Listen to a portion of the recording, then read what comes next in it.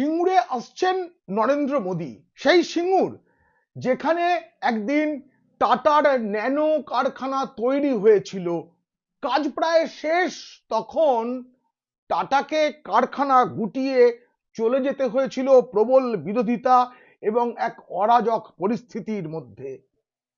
তখন টাটার ন্যানো কারখানাকে স্বাগত জানিয়েছিলেন গুজরাটের মুখ্যমন্ত্রী নরেন্দ্র মোদী। এখন তিনি দেশের প্রধানমন্ত্রী হয়ে আসছেন সেই সিঙ্গুরে, সেই টাটার মাঠে। এবার কি তিনি একটা সুখবর নিয়ে আসছেন, আবার ফিরবে টাটা? এ নিয়েই আজকের আলোচনা। কারণ মনে রাখতে হবে, টাটার সেই চলে যাওয়াটা আসলে ছিল বাংলায় শিল্পের জন্য কবর খোঁড়া। তারপর বাম জমানায় বা তৃণমূলের এই 15 বছরে বাংলায় কোনো নতুন শিল্পপতি সেভাবে বড় কারখানা বানাননি, উল্টে চলে গিয়েছে অনেক। এবার প্রধানমন্ত্রী কি ফিরিয়ে আনবেন টাটাকে, কিংবা অন্য কোনো বড় সংস্থাকে? আবার কারখানার কালো ধোঁয়া দেখা দেবে? সেই আশা নিয়েই আজকের প্রতিবেদন। যদি ভালো লাগে অবশ্যই সাবস্ক্রাইব করবেন। পিনাক্কি বলছে, টাটার কারখানা চলে যাওয়া আর ফিরে আসার আশা নিয়ে কি কি হতে পারে জানতে দেখুন ও শুনুন পিনাক্কি বলছে। 17.5 বছর কেটে গেছে। 2008 সালে বাংলার স্বপ্নটা দপ করে নিভে গিয়েছিল। এখন যারা নতুন ভোটার হবেন তাদের অনেকেরই তখন জন্ম হয়নি বা সদ্য জন্মেছেন। 2021-এর বিধানসভা কিংবা 2024-এর লোকসভা নির্বাচনের সময়ও যারা ভোটার হয়েছেন, সেই নতুন প্রজন্মের এই কাহিনী হয়তো জানা নেই। তারা হয়তো কিছু কিছু শুনেছেন, পাঠ্যপুস্তকে আমাদের রাজ্য সরকার টাটার আন্দোলনের কাহিনী পড়ায়, যে কাহিনীর মধ্যে রয়েছে কিভাবে টাটাকে রাজ্য থেকে তাড়িয়ে দেওয়া হয়েছিল। সিঙ্গুরকে ঘিরে নতুন আশার কথা বলার আগে একটা কথা মনে করিয়ে দিই। ঠিক 1 বছর আগে 2025 সালের মকর সংক্রান্তির দিন 14ই জানুয়ারি শুরু হয়েছিল পিনাক্কি বলছের পথ চলা। 1 বছর আমরা পার হয়েছি। আমি নিজেই অবাক হয়েছি যে 1 বছরে 1.5 লাখের বেশি সাবস্ক্রাইবার হয়েছে, আর আমাদের ভিউজ 2.5 কোটির বেশি। মানুষ 1 বছরে এই চ্যানেল দেখেছেন মোট 18 লাখ ঘন্টারও বেশি। এই সাফল্যের অংশীদার আপনারাও। গত আগস্টে যখন 1 লাখ সাবস্ক্রাইবার পূর্ণ হলো, তখন পুজোর আগেই ইউটিউবের পক্ষ থেকে আমাকে সিলভার বাটন পাঠানো হয়েছিল, সেটাও আপনাদের দেখানো হয়নি, আজ দেখালাম। এই যে প্রাপ্তি, এর অংশীদার আপনারাও। এবার আসি আমাদের আজকের বিষয়, সিঙ্গুরে প্রধানমন্ত্রীর সফরের আগে সিঙ্গুরে আবার টাটা ফিরে আসবে কিনা, কিংবা বাংলায় আবার কারখানার কালো ধোঁয়া দেখা দেবে কিনা, সেই আশার কথা। 18ই জানুয়ারি রবিবার সভা করবেন মোদী টাটার মাঠে। জানেন, সিঙ্গুরের ওই মাঠটা, সেগুলো তো কৃষকদের ফিরিয়ে দেওয়া হয়েছে, কিন্তু সেখানে তো আর চাষবাস হয় না। ওই মাঠটার নামই হয়ে গেছে টাটার মাঠ। রাজ্য বিজেপি ওই জমির মালিকদের থেকে অনুমতি নিয়েই ওখানে মঞ্চ বেঁধেছে। 2008 সালের অক্টোবর মাস, শারদীয় উৎসবের আনন্দ, তার মধ্যেই এক অদ্ভুত স্তব্ধতা নেমেছিল। কারণ টাটা গোষ্ঠীর তৎকালীন কর্ণধার প্রয়াত রতন টাটা ঘোষণা করেছিলেন পশ্চিমবঙ্গের সিঙ্গুরের প্রকল্প তিনি সরিয়ে নিয়ে চলে যাচ্ছেন গুজরাটের সানন্দে। দাবি করেছিলেন তার মাথায় শুধু বন্দুক ধরা হয়নি, ট্রিগার টিপে দেওয়া হয়েছে। নাম না বললেও তিনি বলতে চেয়েছিলেন আমাদের আজকের গর্বের মুখ্যমন্ত্রী, সততার প্রতীক মমতা বন্দ্যোপাধ্যায়ের কথা। তিনি বলেছিলেন বন্দুক ধরা হয়নি আমার মাথায়, শুধু তার ট্রিগার টিপে দেওয়া হয়েছে। বাংলা থেকে যখন চলে যাচ্ছে একটা স্বপ্ন দেখানো কারখানা, তখন সানন্দে সেই কারখানাকে আহ্বান জানিয়েছিলেন গুজরাটের মুখ্যমন্ত্রী নরেন্দ্র মোদী। সানন্দে নিয়ে গিয়েছিলেন সেই কারখানা। 17.5 বছর পর সেই সিঙ্গুর, সেই টাটার মাঠ এক বিন্দুতে এসে মিলেছে। খালি সেদিনের গুজরাটের মুখ্যমন্ত্রী আজ দেশের প্রধানমন্ত্রী। বর্তমান প্রজন্মকে সিঙ্গুরের কাহিনী জানানোর জন্য স্কুলের পাঠ্য বইতে তো আন্দোলনের কাহিনী রয়েছে। হাওড়া থেকে না প্রতিদিন সন্ধ্যায় একটি ট্রেন ছাড়ে, হাওড়া সিঙ্গুর লোকাল, তার নাম আন্দোলন লোকাল।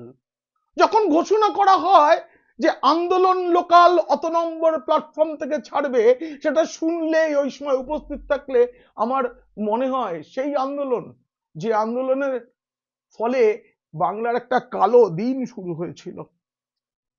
সিঙ্গুরে কি ঘটেছিল তা তো আজকের প্রজন্মকে জানানোই হয়নি।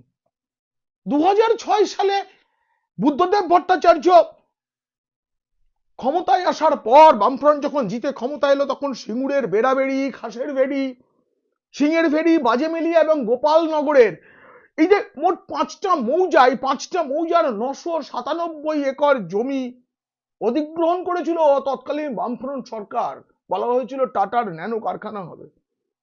সেই সময় অনিচ্ছুক কৃষকদের দাবি নিয়ে সোচ্চার হয়েছিলেন তৎকালীন বিরোধী নেত্রী, আজকের গর্বের মুখ্যমন্ত্রী, সততার প্রতীক মমতা বন্দ্যোপাধ্যায়। বলা হয়েছিল বলপূর্বক ছিনিয়ে নেওয়া হয়েছে। এরপর অনেক আন্দোলন, অনেক কিছু হয়েছে, কারখানার 80% কাজ হয়ে গিয়েছিল, কিন্তু তারপরেও পিছু হটতে হয় টাটাকে। পরে 2016 সালে যখন মমতা বন্দ্যোপাধ্যায় দ্বিতীয়বার ক্ষমতায় ফিরে এলেন, তখন ওই আদালতের রায় নিয়ে এসে সিঙ্গুরের কৃষকদের তিনি জমি ফিরিয়ে দেন। খুব ভালো কথা, কিন্তু তাতে লাভ কি হয়েছে? অর্ধ সমাপ্ত গাড়ি কারখানা আর অনুসারী শিল্পের যে কাঠামো ভেঙে ফেলা হয়েছিল, তার ফলে ওই জমিটি চাষের জন্য একেবারে অনুপযুক্ত হয়ে যায়। কৃষিকাজ আজও শুরু করা যায়নি, কিন্তু আমাদের মুখ্যমন্ত্রী সেখানে গিয়ে সর্ষে বীজ ছড়িয়েছিলেন খুব ঘটা করে। ছবি উঠেছিল, ক্যামেরা গিয়েছিল, কলকাতা থেকে সংবাদ মাধ্যমের ভিড় হয়েছিল। কিন্তু আসলে সেদিন সিঙ্গুরবাসীর চোখে সর্ষে ফুল দেখিয়েছিলেন মমতা বন্দ্যোপাধ্যায়। মাটির নিচে কংক্রিটের কাঠামো, ভূতলে এবং ভূগর্ভে যে ঢুকে রয়েছে, তার উপর তো আর চাষ হয় না। আমার মনে পড়ছে সেই সময় যখন বাংলা থেকে কারখানাটা গুজরাটে চলে যাচ্ছে, তখন রতন টাটা আক্ষেপের সুরে একটা কথা বলেছিলেন যে ব্যাড এম এর জন্য আমায় চলে যেতে হচ্ছে এক গুড এম এর কাছে। এই ব্যাড এম বলতে তিনি মমতা বন্দ্যোপাধ্যায়কে বুঝিয়েছিলেন, আর গুড এম বলতে তিনি মোদীকে বুঝিয়েছিলেন। এখন সেই মাঠে যখন মোদী আসছেন, তিনি কি ঘোষণা করবেন ক্ষমতায় এলে তারা সিঙ্গুরে টাটাকে ফিরিয়ে আনবেন? বলতে পারেন, বলতে পারেন, কারণ পশ্চিমবঙ্গের শেষ যে 4টি জনসভা মোদী করেছেন, প্রত্যেকটিতে রাজ্যের শিল্পক্ষেত্রের করুণ দশার কথা বলে বামফ্রন্ট এবং তৃণমূল সরকার তাদের আক্রমণ করেছেন মোদী। পশ্চিমবঙ্গে বিজেপি ক্ষমতায় এলে শিল্প তথা বিনিয়োগের সুদিন তিনি ফেরাবেন বলেও দাবি করেছেন। একই কথা রাজ্য নেতৃত্ব বলছে, প্রতিশ্রুতি দিচ্ছে। মনে রাখতে হবে, স্বাধীনতার পরে শিল্পক্ষেত্রে সবার উপরে ছিল দেশের মধ্যে বাংলা, আর আজ শিল্পপতিদের পছন্দের নিরিখে তলানিতে চলে গিয়েছে এই বাংলা, সেটা আমরা জানি। প্রতি বছর ঘটা করে শিল্প সম্মেলন হয়, অনেক ঘোষণা হয়, কিন্তু আদতে শিল্প আসে না। বরং আমরা দেখতে পাই ডানলপ, যেসব, হিন্দ মোটরের মতো এক সময় দারুণ চলা কারখানাগুলো এখন একটা পোড়ো বাড়ির চেহারা নিয়ে দাঁড়িয়ে আছে।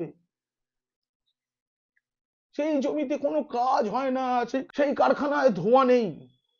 হুগলি শিল্পাঞ্চল, হাওড়া শিল্পাঞ্চল, কত জুট মিল ছিল, গঙ্গা নদীর দুপারে কত জুট মিল ছিল। একটা সময় আমার মনে আছে, প্রতি বছর বিশ্বকর্মা পুজোর দিন, মানে 17ই সেপ্টেম্বর, বাংলায় এত কারখানা ছিল যে উৎসবের চেহারা হতো। কারখানার গেটে গেটে বিশ্বকর্মা পুজো, শ্রমিকেরা দেখতে যাচ্ছেন পরিবার নিয়ে, এবং অন্য মানুষেরাও কারখানায় কারখানায় ঠাকুর দেখতে যেতেন। কিন্তু এখন 17ই সেপ্টেম্বর কোনো কিছু নয়।